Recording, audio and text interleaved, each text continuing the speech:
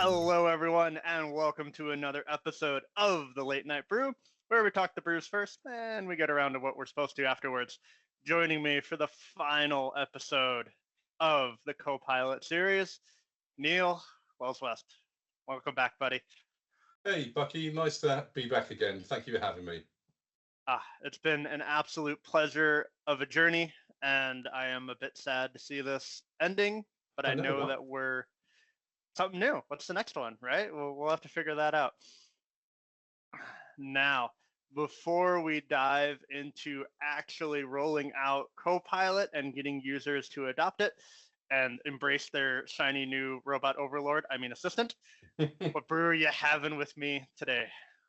So, given that actually it's a beautiful, hot, sunny afternoon on the south coast of England, I'm having let's get it in focus, Thatcher's Haze. This is cloudy Somerset cider. Very, very refreshing on a hot summer afternoon in England. So, yeah, very good. That does sound like a proper drink to beat the heat. I love me a good crisp anything to beat the heat. Yeah. Well, I have rage, so I can't say there's one thing I always go to.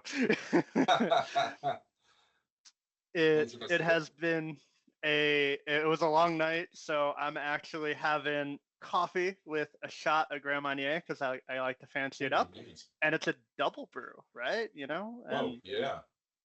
Yeah, so it is. If anyone who likes either of those two, I highly recommend putting them together. It is a fantastic drink. So, sir, outside, of course, of everything that we talked about, right? We're the readiness and your data taxonomy and governance and all that good stuff. What is necessary for rolling this out to users? Yeah, again, it's been a bit of a journey. We covered all the readiness stuff, but I think for me the big point before you actually pull the button or pull the switch, if you like, and license everybody, about making sure that you've actually got some decent use cases, that you've thought about your users. Different user types will interact with Copilot in very different ways. Very important to have users with a sufficient level of understanding about how to prompt within Copilot, having a goal, and I think the top thing that is necessary for user rollout is don't just license everybody and let them get on with it, because I think that's hiding to another disaster down the road. That's the problem with toys, is they're so fun to play with. Yeah. Thinking about it, any standard tool rollout, if you think about, right? Hey, here's some FAQs, here's some examples, right? What to expect. Those have been very instrumental, and with something like Copilot, it's one, at least for me, right? I've almost been at a loss for trying to think of like how to use it in different, and coming across what others are doing with prompts and templates and phrasing has really helped me change and utilize it even better. Yeah, I agree. I think that's going to be the journey for most people. Picking it up from colleagues, picking it up from the internet, picking it up from helpers and guides, and gradually developing that familiarity and that confidence with Copilot, but not trying to do too much at once. Gradually understanding what works well, what doesn't work quite so well, but having your organization rolling that out in quite a controlled way so that you don't lose that traction. Right.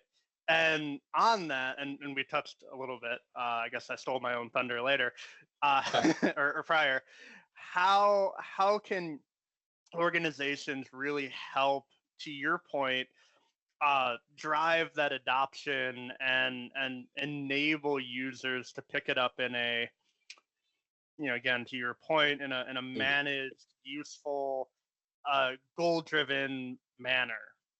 Yeah. Okay. Again, great questions. And I think just to sort of refer back to what I was talking about. I think the top thing for me, and I think that we found communication is really key. Really sending clear messages about why an organization might be engaging and deploying Copilot. So clear messaging, what are the benefits, what are the advantages, why is it good for people to have Copilot available to them?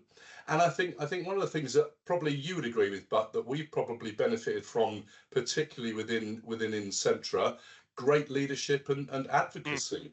Our own Incentra directors are leading the charge with Copilot, and that really helps to drive user adoption across all of our different functions and across our different services. So yeah, communication and leadership are really key to drive user adoption. Yeah, having that space to communicate too, not just, for example, in within Incentra, right, that top down of, hey, look at all the great things we're doing with Copilot. Here's how you can do that too. Here's how you can take better advantage.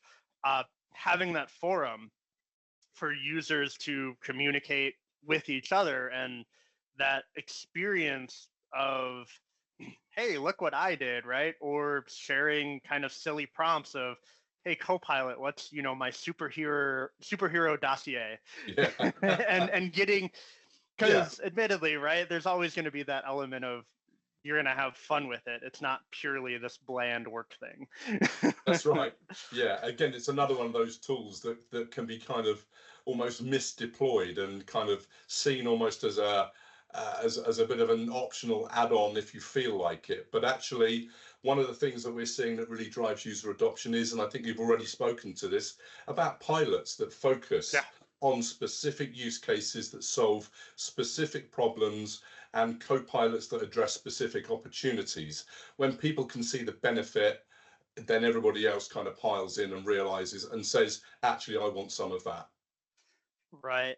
That's a great note to end on. Unfortunately, that is our time.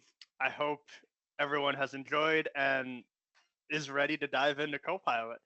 If you're looking for help or questions, all of our contact information is below as always.